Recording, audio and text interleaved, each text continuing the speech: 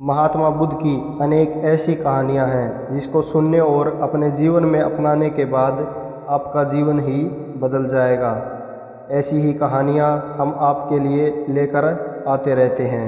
नमस्कार दोस्तों, आपका स्वागत है हमारे YouTube channel try to serious पर। एक समय की बात है, महात्मा बुद्ध जब बौद्ध धर्म का प्रचार कर रहे थे तो वो एक राज्य में जाते हैं।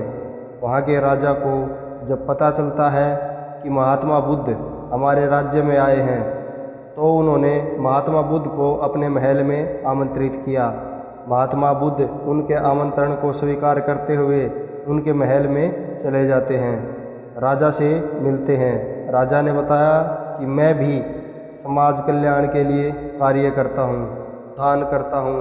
मैंने काफ़ी सारे मंदिर बनवाए हैं, गरीबों में कपड़े और खाना बंटवाया है। महात्मा बुद्ध उनकी तरफ देख रहे थे और उनकी बातें सुन रहे थे। तभी राजा ने कहा कि मैं आपको गुरु बनाना चाहता हूँ। महात्मा बुद्ध कहते हैं कि कल मैं राज्य में प्रवचन दूंगा, तुम भी आ जाना। ये कहकर महात्मा बुद्ध वहाँ से चले गए।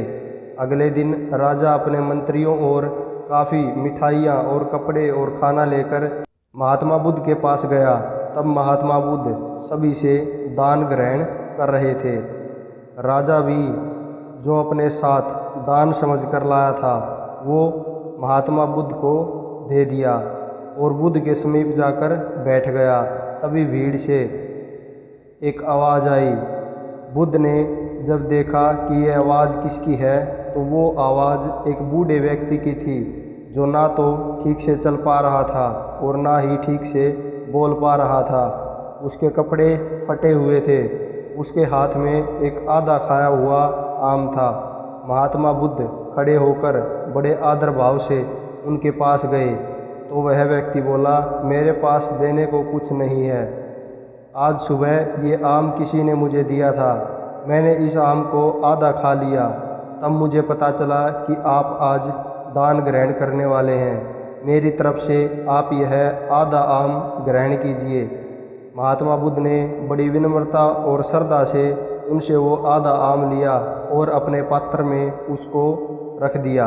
ये सब वो राजा देख रहा था। वो राजा महात्मा बुद्ध से कहता है कि मैंने इतना दान आपको दिया परंतु आपने मेरी किसी भी वस्तु को अपने हाथ में नहीं लिया। उस भिखारी के आधे खाए हुए आम को आपने इस पात्र में ऐसे रख दिया मानो कि वो कोई अमूल्य धरोहर हो।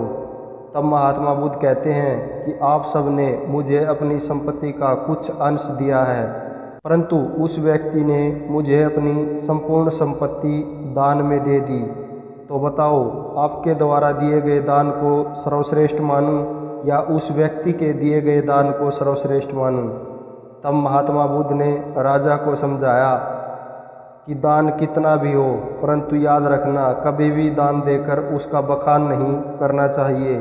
तब राजा को समझ आया कि बीते कल जो कुछ राजा ने अपनी बड़ाई समझकर महात्मा बुद्ध को कहा था ये उसका उत्तर है। राजा ने महात्मा बुद्ध से माफ़ी मांगी और कहा कि मुझे अपना शिष्य बना ले, मैं आपसे ज्ञान प्राप्त करना चाहता हूँ।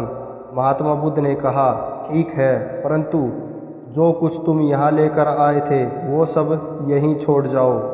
राजा ने कहा, हे महात्मा, सब कुछ तो यहीं छोड़ दिया। महात्मा बुद्ध कहते हैं कि तुम एक वस्तु लेकर आए थे वो भी मुझे दे दो, तुम उसको अपने साथ वापस क्यों लेकर जा रहे हो?